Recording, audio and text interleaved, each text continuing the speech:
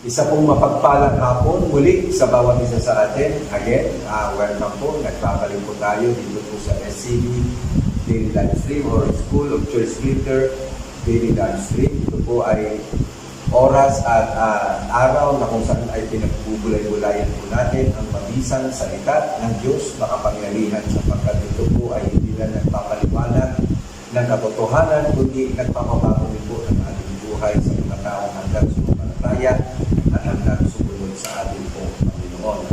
Maraming salamat sa Diyos sapagkat tayo po ay patuloy na binibigyan ng biyaya, ng grasya. Ang Diyos po natin ay nahabag po sa atin sa bawat pagkakataon o sa bawat oras na tayo po ay nagkakamali. Ito po ay sinasadya o hindi. And yet, ang Diyos po natin ay pag-ibig, ang Diyos po natin ay mapagpatawad, at ang Diyos po natin ay mahabagin. Again, welcome po sa bawat isa sa atin. Lahat po kayo nasa kanilang tahanan. Saan man kayo naroon, bukas ang inyong pong gadget o pang makinig, tumanggap at sumampalataya sa pag-aral at pagtuturo ng salita ng ating Panginoon. Bago tayo magsimula, tayo po lahat ay umusagin at magpasalamat sa ating Diyos na buhay. Panginoon, maraming salamat po sa hapon ito. Kami po muli ay nagkakasama-sama upang pagbulay-bulayan ang iyong mga salita. Pag-aralan po namin ang iyong mga salita sapagkat ang salita mo ay mabisa upang kami po ay tama, ituwid, upang maging mabuti kaming mga lingkod mo. Mga anak mo na siya pong patuloy na nag-ahayag at nagbibigay ng pag-asa sa mga taong nawawala ng pag-asa. Sa hapon ito, Panginoon, nagpapasalamat kami sa bukas na kalangitan at alam namin, Lord, na meron kang gagawin sa bawat isa sa amin. May mga, kung ano po ang mga karamdaman namin physically, ay naniniwala kami, Panginoon, dahil sa iyong mga sugat ay kami po ay pinagaling. At aking dinideklara na ang bawat nangihina ay lumakas, lahat ng may mga karamdaman ay gagaling, at lahat ng mga nawawalan ng pag-asa ay magkakaroon ng pag-asa sapagkat naparito ka upang magbigay ng buhay, naganap at kasiyasiya. Itinataas namin ang iyong pangalan sa hapon ito sa pangalan ni Jesus na ay Panginoon. Amen and amen. Hallelujah. Welcome po muli sa ating pong pag-aaral at pagbubulay-bulay ng salita ng ating Panginoon. Ating pong tinatalakay sa inyo ang paksang pinamagatang Household Dynamics. Based po ito sa 1 Timothy chapter 3 verse 15.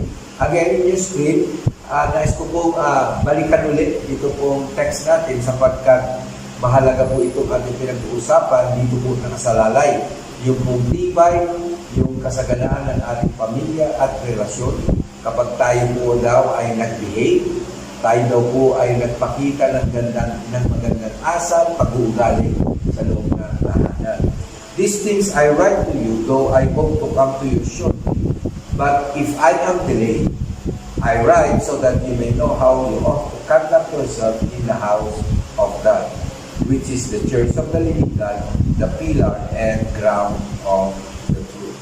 Tatlo pong sagot yung tanong na aking pong binanggit sa inyo. Why do you want more? Okay, bakit ba gusto natin magkaroon pa? Samantalang meron ng ibinigay ang Diyos sa atin.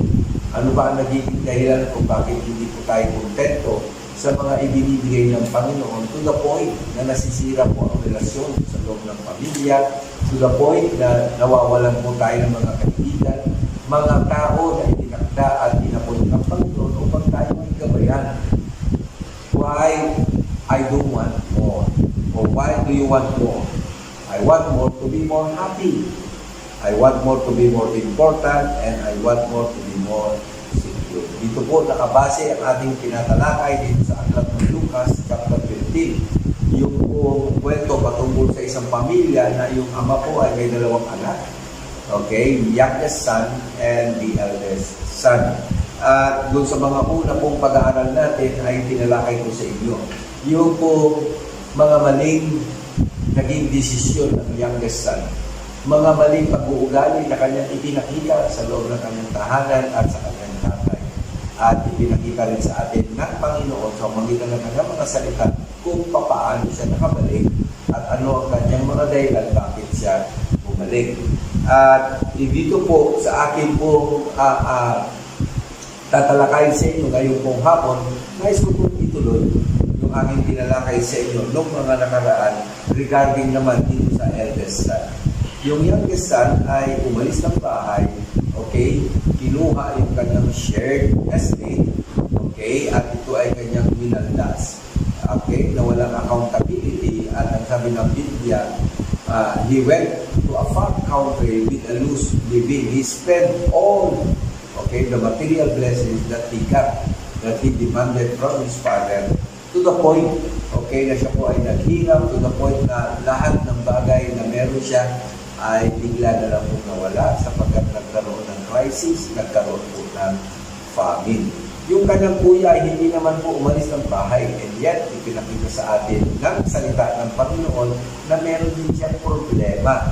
At isa sa pinag-usapan natin at pinag-aralan po natin is the reflection of the eldest son. Ipinakita sa atin yung lineage niya. Well, maganda sapagkat siya ay firstborn. At alam naman natin sa Biblia, okay, if you belong to a Jewish family, okay, napakaganda ng position na ito sapagkat if you're a firstborn, okay, ay may nakalaan na double portion ng inheritance. At hindi lang may nakalaan na blessing, kundi pati yung position ng isang firstborn sa loob ng tahanan. Kapag namatay yung tatay o disabled yung tatay, siya yung next successor. Siya yung magpuprovide, siya yung magbibigay ng guide, at siya yung magbibigay ng direction at magdedetermine ng destiny ng kanyang tahanan o pamilya. Okay? Hindi po ito nakita ng eldest son. Ang nakita niya, yung sitwasyon na ginawa ng kanyang kapatid. Ang nakita niya, yung sitwasyon niya na siya po ay tapat sa kanyang tatay. He never neglected the command of his father, and yet, he thought na hindi siya napapagbigyan ng kanyang tatay na mag-celebrate man lang ng kanyang mga kaibigan. At kung dumating, okay, yung kanyang kapatid, doon po na-expose, okay, doon po naisiwalat yung kondisyon ng kanyang puso. Pangalawa po ay yung labor. Remember, he was in the field, okay, performing his duty, okay, not as a laborer, but his duty as a true son. Siya po ay panganay at makikita po natin dito na very loyal po siya sa kanyang tatay. Hard worker or hard working po itong kuya na ito. At ipinakita niya sa kanyang tatay na kailanman, okay, he never neglected the command of his father. But the problem of this eldest son, mayroon pala siyang tampo, mayroon pala siyang sulking sa kanyang puso. At ito pong sulking nito, ito yung nakasira, okay, sa kanyang relasyon sa kanyang tatay at sa kanyang kapatid. Remember, after the end of the story of this Luke chapter 15, mababasa ninyo na he was never entered. Hindi ho siya talaga pumasok. Nag-usap sila ng kanyang tatay doon sa labas ng pintuan at ayaw niyang pumasok. Okay? At ito po pinag-uusapan natin, ito po yung reflection ng son. Now, ngayon pong hapon, pag-usapan natin, ano ang misbehavior, ano yung hindi magandang conduct or attitude na ipinakita niya sa kanyang magulang. At probably, ay meron din tayo dito, kaya hindi naging maganda ang relasyon natin sa loob ng bahay or pwede hindi nakakasira ng relasyon natin sa loob ng bahay. Pag-usapan natin yung resentment of the eldest son. Let us now zoom in the condition of this eldest son. Look at the heart of this eldest son. Meron pala siyang sama ng loob. Meron pala siyang galit. Okay? Irritable. Frustrated. Fury or rage ang kanyang nararamdaman. Saan natin makikita? Luke 15. Okay? In your screen, sabi doon sa verse 25 to 26, there was a celebration in the house, and the eldest son came in or come home. Okay? Galing po yan sa kanyang trabaho. Now, his older son was in the field. And as he came and drew near to the house, he heard music and dancing. So he called one of the servants and asked what these things meant. Okay? One of the problems of this eldest son, he was suspicious. Dahil sa kanyang pagiging suspicious, hindi muna siya pumasok. At malungkot sapagkat hindi yung tatay niya kanya tinanong, kundi yung alipin. At ang sabi nito, he called one of the servants and asked what these things meant. Okay? Kahina-hinala yung kanyang nararamdaman, yung kanyang nakita, at meron siyang kutob o diskumpiyado siya. Wala namang may birthday, wala namang sinabi yung tatay niya na merong darating na bisita o gagawa sila ng celebration. It was an ordinary day. Okay? Hindi po ligid na siya yung firstborn. Alam niya na meron talagang dapat na schedule. Pero nung siya'y dumating, okay? Wala naman nabanggit yung tatay niya. Bago siya umalis, papunta lang. Siguro kung may bulletin board sa bahay o no, wala naman nakalagay na doon. Nabigla. Very suspicious ito. Panganay. He grew suspicious of what the celebration was about. Para saan kaya yung celebration? Wala naman siya nakita mga sasakyan, mga camel, para masabi niya na may bisita sila at pinagkatay ng matabang kuya yung mga bisita. But he immediately began to inquire as to what was going on. So pag ikaw pala ay suspicious, okay? Kung diskumpiyado ka doon sa nakikita na hindi mo kakausapin yung tamang tao. Okay? Ano ang gagawin mo? Maghahanap ka ng iba na pagtatanungan. Malungkot sapagkat kung sino pa yung tamang tao na dapat pagtanungan niya, ay ang napagtanungan niya ay yung maling tao. Nung dumating yung youngest son, ang sabi ng tatay sa alipin, magkaroon tayo ng celebration. Katayin natin yung matapang kuya sapagkat ang anak ko nawala, muling natagpuan. At anak ko namatay, muling nabuhay. And let us celebrate. Pero noong kung tanongin ng eldest son, yung alipin, ang sabi ng alipin, dumating ang kapatid ko at nagpatira pa ang tatay mo. Ayun, kinatay yung matabang kuya at meron celebration. You see, if you are suspicious to someone or to your father, the tendency, hindi siya ang una mong tatanungin, kundi magtatanong ka sa iba. Pangalawa, imbes na siya ay pumasok, hindi po siya pumasok. Okay? Diskumpiyado talaga doon sa nangyayari sa loob ng bahay. There was a party happening. Katulad na banggit ko sa inyo, pero prior to that, wala siyang kamalay-malay. Wala siyang kaalam-alam. Sapagkat nandun siya sa field, okay, hindi man lang siya binigyan na pagkakataon na i-text or info man lang siya ng isang alipin at tawagin sapagkat yung kanyang kapatid ay bumalik. Remember, he was a firstborn. At bilang firstborn, meron siyang right na malaman.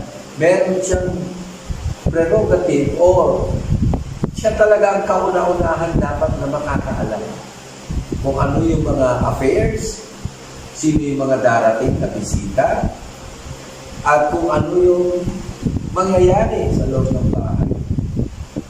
Pero bakit po hindi niya naranasan? At kung hindi niya maranasan, nakita niya, narinig niya, na may mga kantahan, may hiyawan, may party, at mayroong pagsasayaw. Nagsimula na siya maging suspicious. Kanino siya suspicious? Hindi lang sa bahay, kundi sa kanyang mukhang merong ginawa ang tatay na hindi niya sinabi sa kanya. Na hindi man lang siya na ito. Mga kapatid, ito yung isa sa sumisira ng relasyon sa loob ng bahay. Yung bang pagkat hindi ka na-info, diskumpiyado ka na. Parang iniitsupera mo na ang sarili. Yun po, na parang wala ka ng value, wala ka ng significance sa loob ng bahay. Hindi po gano'n. Siya lang ang nag-iisip. Tayo lang ang nag-iisip na hindi tayo significant, hindi na tayo importante, wala na tayong halaga sa loob ng bahay. It is the Father who decided to have us celebrate. Wala siya nandun siya sa field. So, malayo. Alam nga naman, hintayin niya umuwi ang kanyang nakatatandang anak para lang magsimulang mag-celebrate. Ano po ang sabi ng Matthew 11 verse 11? Truly I say to you, among those born of women, there has arisen no one greater than John the Baptist. Yet, the one who is least in the kingdom of heaven is greater than. Sa panahon ni John, makikita po natin yung iba't ibang comparison, iba't ibang scenario at kondisyon ng puso ng mga tao. There are great people during the days of John. Okay? May mauhusay, may malalakas, may mga matatalino, may mga mahihina. And yet, okay, nung dumating si Jesus, akala nila si John ay pinaka-greatest. But when Jesus came, John himself accepted na hindi siya worthy na iantay lahat ng tali ng kanyang chinelas o sandalyas. And the one that he was proclaiming, the one that he was preparing, is the one who is the greatest in the kingdom. Kailan yung mga tao, suspicious. Kung ano yung sinasabi ni John na pangangaral at pagtuturo. In 1 Corinthians chapter 14, verse 20, in your screen sa Tagalog, ito po ang sinasabi. Mga kapatid, huwag kayong maging isip bata. Maging tulad kayo ng mga batang walang malay tungkol sa kasamaan. Ngunit sa inyong pangunawa, maging tulad kayo na matatanda. The eldest son misbehaved. Parang bata mag-isip na wala yung kaisipang eldest son, na wala yung kaisipan niya firstborn son. Pagiging suspirituoso, yan po ay hindi kaisipan ng firstborn at kaisipan ng isang matanda. Deuteronomy 18:15, mula sa inyo, si Yahweh ng inyong Diyos ay pipili para sa inyo ng isang propetang katulad niyo. Dapat kayong makinig sa Kanya. Ito ang nagiging dahilan kung bakit hindi kayo maka-join sa celebration sapagkat we are suspicious. Okay? Para bagang kinitsupera na tayo. Para bagang wala na tayong karapatan pang malaman kung bakit merong okasyon, merong aktibidades, hindi lang po tayo nasabihan, hindi lang po tayo nabulugan, ahead of time, nagkakaroon na po tayo ng kaisipan na hindi nauukol. Okay? At hindi naayon sa alooban ng ating Panginoon. At yun po ang nagiging dahilan kung bakit nasisira ang relasyon. Yun ang nagiging dahilan kung bakit we misbehave in the house of God. The eldest son was not only suspicious, but look, pangalawa or letter B, he was jealous. Jealous means he was upset, he was angry, he was someone that you love seems interested in another person, envious, possessive, or yung nahihitan ka. Yung ikaw dapat yung mabibigyan ng celebration, yung iba pa. Parang ang tingin natin ay unfair. Yun po ang tingin ni Kuya, ni Elder Son. It's an unfair tie. Unfair. Look at verse 28. He was angry and would not go in. Therefore, his father came out and pleaded with him. There was no rejoicing because his brother had returned from a life of sin. He was angry. Bakit may celebration? After all, na siya ay nagkasala, winaldas lahat ng yaman, okay, nagpakalayo-layo, hindi nagpaalam, pagbalik, binigyan pa siya ng celebration ng kanyang tatay. Samantalang siya, he has been working faithfully, but he had never had the opportunity to throw a party for his friends. Yun ang naging dahilan kung bakit siya nagselos, yun ang naging dahilan kung bakit siya nagalit. Supposedly, he was a man in charge. Yet, sa pagkakataong ito, ang bida, ang naparangalan, yung kanyang kapatid, hindi tapat, walang ginawa, nagpakalay-layo, naglayas. Ito ang isang naging kailan kung bakit hindi siya nag-join sa celebration. He was so upset, jealous, galit na galit. 1 Corinthians chapter 3, verse 3 to 4. For you are still of the flesh. For while there is jealousy and strife among you, are you not of the flesh and behaving only in a human way? For when one says, I follow Paul, and another, I follow Apollos, are you not being very human? Sa Tagalog, ito pong sinasabi. Sapagkat nanaig pa sa inyo ang naman. Ang inyong pag-iingitan at pag-aaway-away ay palatandaan na makasalibutan pa kayo at namumuhay ayon sa Lord. Kapag sinasabi ng isa, ako kay Pablo at ang iba, ako kay Apollo, hindi ba palatandaan niya na kayo'y namubuhay pa ayon sa Lord? Ito yung babala ng Diyos sa atin sa kanyang mga salita. Iwasan, iwaksi, na huwag manaig yung pita ng laman o yung gawa na laman. Yung ingit, pag-aaway-away, ito ang nagiging dahilan kung bakit nasisira ang tahanan. Ito ang nagiging dahilan kung bakit nawawala yung mga tamang tao na dapat aalaga pa ay susuporta sa atin. Ito ang nagiging dahilan kung bakit nahahati, nagkakabahabahagi ang tahanan ng Diyos. Selos, suspicious, galit. Okay? Hindi lang nabigyan ng importansya. Feeling, entitled. Dapat siya rin ay bigyan ng importansya. Kung binigyan mo ng celebration ng aking kapatid, tatay, dapat ako rin. Yun ang gustong magyari ni Kuya dito sa aklat ng Lucas chapter 15. Naalala niyo pa ba si Rachel at saka si Leah? Na kung saan si Jacob po ay in love kay Rachel. May kapatid niyang si Leah. But the problem is what?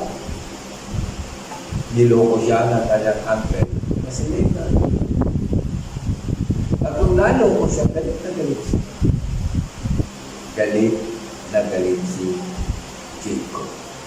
Ito ang nagiging dahilan kung bakit hindi rin naging maganda ang pasimula ng pamilya ni Jacob. Na yung pinakamamahal niya ay yung ang huli-huli ibinigay sa kanya ng kanyang. For almost 20 years. 7 taon kay Rachel, 7 taon kay Leah. At nagtrabaho pa siya. Ganun katagal. Okay? At kung siya po ay dinaya ng kanyang angkel sa 7 taon, na dapat yung pinakamamahal niya ang ibinigay sa kanya. Kasi magawa ko. Pagtiisan. Yung hindi maganda pag-uugali ng kanyang angkel. And by the way, during those times, hindi pa na-encounter ni Jacob ang ating Panginoon. And look what happened to King Saul. Si Haring Saul, itinagang hari ng bansang Israel. Pero siya po ay hindi sumunod sa Panginoon. Anong sabi ni Lord kay Samuel?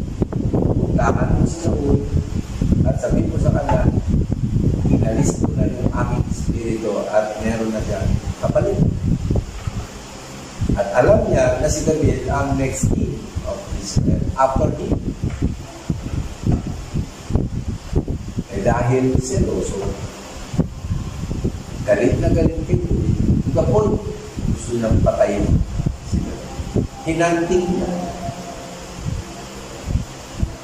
Si David ay naging asset sa pamumulo niya nung siya po ay hari. Kaya napatay si Goliath dahil kay David. Pero sila po ay umuwi sa bansang Jerusalem. Nagkaroon po ng pagsalubong ang kanyang mga kababayan. Mabuhay si Haring Saul sapagkat siya ay nakapatay ng 1,000. Mabuhay si David sapagkat siya ay nakapatay ng 10,000. At nung marinig niya yung ganong sigawan at celebration ng kantahan, biglang nagbago ang tingin niya kay David. Na si David ay kanyang armor bearer, and yet nagbago ang tingin niya. Nagselos. Oo naman po na mas maraming napatay si David kaysa kay Saul.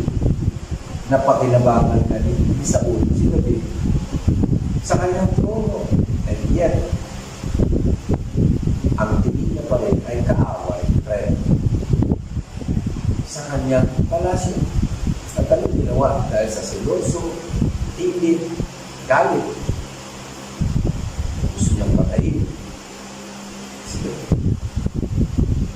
Di ba ito yung nagiging dahilan kung bakit may patayan na nangyayari sa tahanan sa bawat pamilya, mga relative, dahil sa higit, dahil sa selos.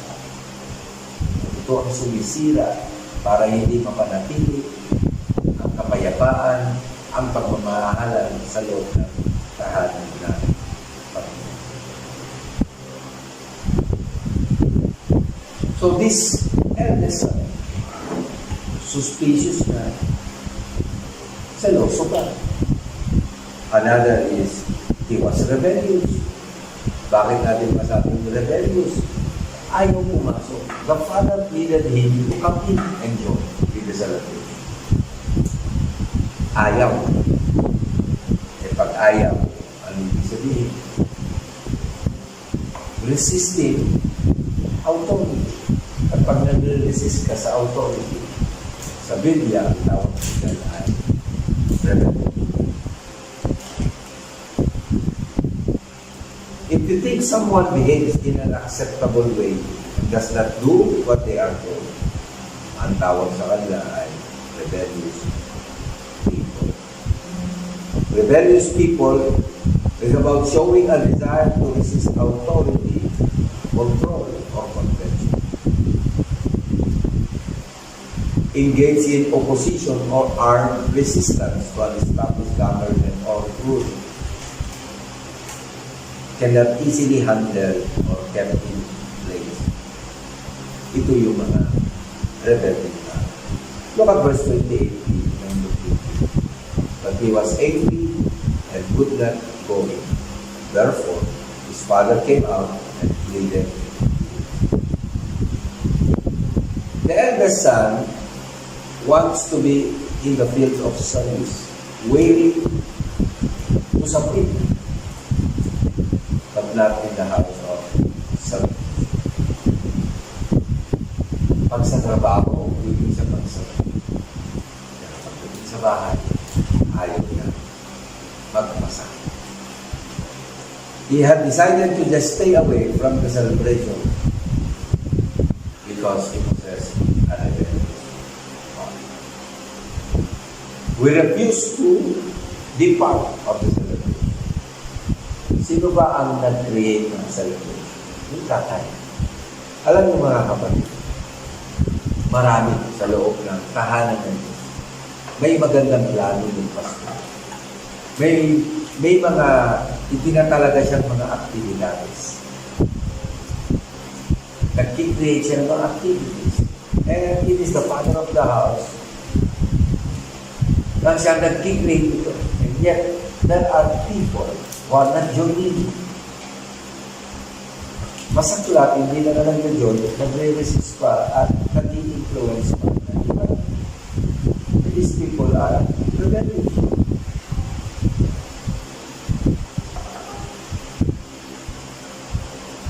At pag tayo po ay nagre-rebelde, na tayo kamalay-malay, naapektuhan po tayo. Ano po sinasabi ng salita ng Diyos about rebellion? 1 Samuel 15:22. For rebellion is as the sin of witchcraft, and stubbornness is as iniquity and idolatry. Because you have rejected the word of the Lord, He also has rejected you from you. So God rejected King Saul. Why? Because he rejected authority and he resisted. Hindi niya po ginawa yung specific instruction ng Diyos sa kanya. Rebellion is an attitude displayed to contradict authority. Rebellion started from the beginning of creation. When God commanded Adam and Eve not to partake, not to eat that fruit in the middle of the garden. Lumapit pa rin sila. Kinain pa rin yung bunga. At yung naging nila kung bakit ang buong nilika ay conform. Naapektuhan because of the sin of rebellion. To be a rebel is to be an enemy to ourselves because we will miss the benefits of obedience.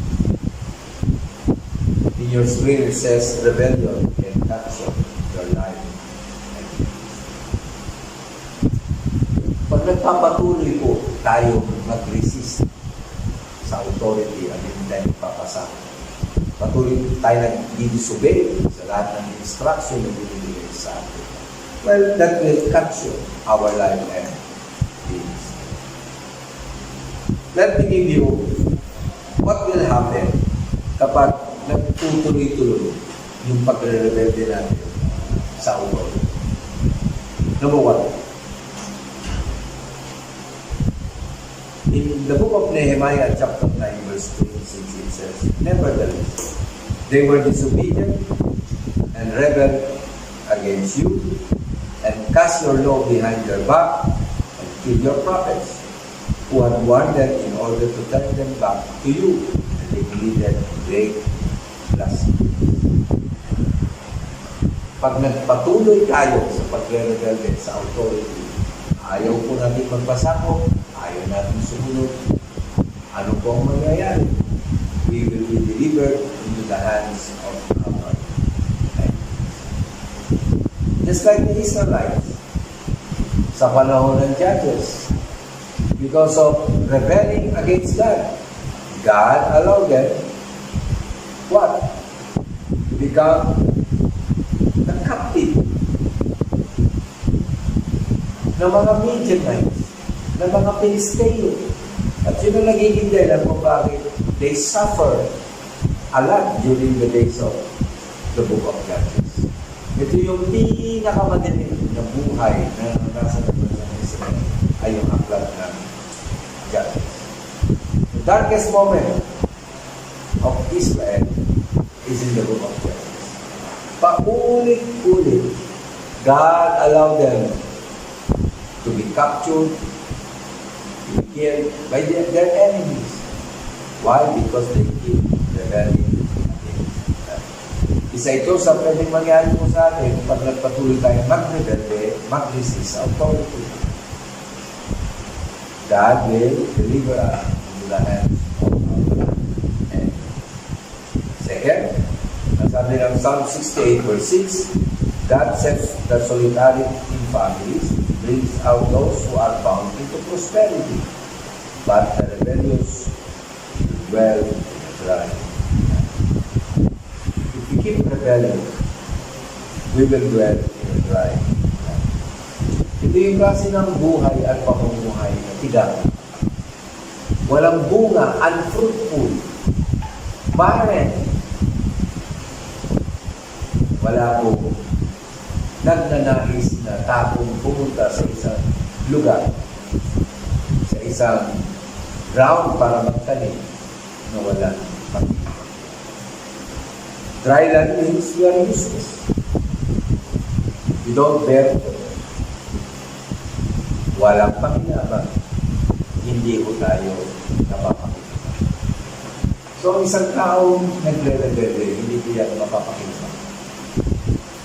Wala pang bunga, walang bunga na mapapakinabangan. At masaklap sapagkat there are people who are living in this dry land. These are the people who are rebelling against God.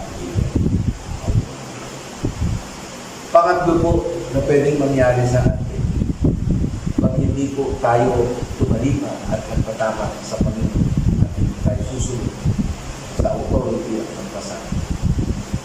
For Samuel 12:14-15, if you fear the Lord and serve Him and obey His voice, and do not rebel against the commandment of the Lord, and both you and the king who reigns over you will continue following the Lord your God. However, if you do not obey the voice of the Lord, but rebel against the commandment of the Lord, then the hand of the Lord will be against you as it was against your father. If you rebel against the Lord's commandment, the hand of the Lord will be against you. Mahirap sapagkat pag ang kamay ng Diyos ay sumaatin, hindi po tayo makakaligtas sa kanyang judgment. God will execute His judgment immediately. So mga kapatid, hanggat hindi ba ipinapataw ng Diyos ang kanyang kamay sa atin? Hanggat binibigyan pa tayo ng Diyos ng pagkakataon. Binibigyan pa tayo ng Diyos ng pagkakataon. Kayo at ako. Mag-adjust na po tayo. Sumunod. Magpasate. Yan po sinasabi ng Hebrews 13. Obey and submit to our authority. Those who are in authority. Because what? They oversee our life. Kung ikaw ay member, leader at worker, pastor po ang nag-oversee ng buhay ng iyong kaluluwa. Tagabantay ng kaluluwa. Binabantayan ang pag-iisip natin, binabantayan yung mga desisyon natin, at binabantayan nila yung ating mga nararamdaman. They guide us and they guard us. Mga gwadya po sila. At mahirap bantayan ang mga ligaw na kaluluwa. Mahirap bantayan ang mga pasaway na kaluluwa. Tingnan niyo po yung mga pasaway. Walang napapala. Napapahamak. Tingnan niyo yung mga pasaway. Walang pagbabago. Kundi pabago-bago. Tingnan niyo yung mga pasaway. Walang patutunguhan. Kundi paikot. Ang bansang Israel for 40 years in the wilderness, paikot-ikot lang. Mga pasaway. At pabago-bago ng isip. Pero tayo po, yan ang kay Kristo. Pag tayo po ay nagpatuloy kay Kristo, yung pagbabago ng buhay ay makikita. Hindi po tayo maglalakbay na walang patutunguhan. May tamang direksyon at may tamang destinasyon na po tayo. Hindi po tayo paikot-ikot. Pag nakita natin yung way, this is the way, we walk on. So, if we rebel against the Lord's commandment, the hand of the Lord will be against us. And number 4, what will happen if we keep rebelling against God? Isaiah 63 verse 10 says, but they rebelled and grieved His Holy Spirit. So He turned Himself against them as an enemy, and He fought against them.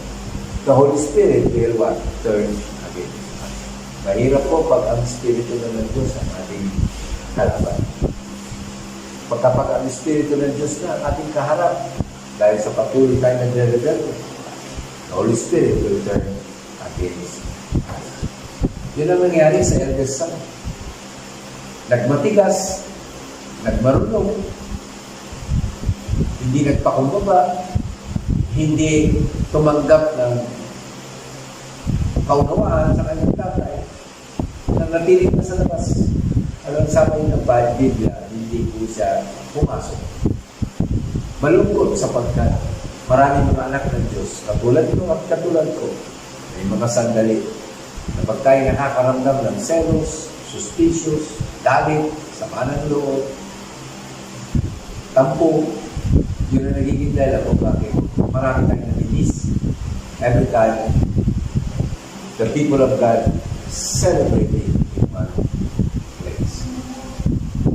Mga kapatid, nawa na ito pong kwento patungkol sa nakakatandang anak sa Luke chapter 15 ay isa pong salamin para makita natin ang ating sarili. Wala po tayong mapapala kapag suspicious, kapag jealous po tayo, kapag rebellious po tayo sa ating Panginoon, sa ating simbahan, at sa ating pastor. Kaya, let's align ourselves, adjust ourselves, payagan natin at kaitulugan at salita ng Diyos na ikonfigure at bakunin ang ating mga puso at buhay sa bansa. Maraming salamat po sa inyong pong pakikinig at pagtanggap ng salita. Ayaw mo lahat ay manalangin. Dakilang Diyos na makapangyarihan sa lahat. Pinupuri ka po natin na nagpapasalamat kami for reminding us na pag ipinagpatuloy po namin yung katigasan ng amin. Ipinagpatuloy po namin gawin ang hindi dapat gawin. Pag ipinagpatuloy po natin na hindi makumbaba o magpakumbaba sa iyo, patuloy po mananatili ang aming buhay sa isang tigang na lupain na hindi napapakinabangan, hindi namumulang, at hindi nagagamit. Hindi po nagagamit. Maraming salamat po, Lord, na kami po, habang kami nakikinig, binubuksan mo ang aming puso. Binubuksan mo ang aming kalooban na magdesisyon ayon sa kagustuhan. Kaya sa mga sandaling ito, Panginoon, abutin niyo po ang bawat isa sa amin, lalo na yung aming mga kapatid na merong ganitong karanasan. Kasi sila po ay nagseselos na nawawala ang kanilang value sa kanilang mga sarili. Sila po ay galing. Maraming tampo, Panginoon, kahabagan ng Diyos ang bawat isa. Nawa, Panginoon, na maging malaya ang bawat isa sa ganitong mga uri ng pakiramdam. Ganitong mga uri ng pag-uugali, Panginoon, na hindi ka pakipakinabang sa iyong lahat. Kaya sa hapon ito, dinideklara mo ang kalayaan ng bawat isa. You are free from every jealousy, every rebellious spirit in your heart. Keep on resisting that given out of in Jesus' name. God will deliver you. God will set you free. Tayo po na nakikinig sa hapon ito, tanggapin ninyo ang kalayaan ibibigay ng Diyos, kalakasan at pagpapala, confidence, at higit sa lahat, trust ibibigay ng Panginoon sa atin upang mapanatili po natin na pagkay Kristo lalo po tayo maraming salamat, Panginoon, sa hapon ito. Salamat sa bawat isa na tumanggap panataya at naniwala kami, Panginoon, ayon po sa aming pananampalataya at sa inyo. Lahat ng yan ay mapapagayaan. Walang imposible sa taong niniwala at sumasampalataya sa kanyang kami sama-samang panalangin at masasalamat sa mga Diyos. Amen and amen. Mga kapatid, maraming salamat sa bawat isa. Next time uli ay patuloy na subaybayan natin ang School of Church Leader Daily Life Stream. Iba't iba man po ang mga pastor na nagtuturo dito, pero iisa lang po ang ating pagkakat at iisa lang ang Diyos natin. Again, maraming salamat. Stay safe, stay connected.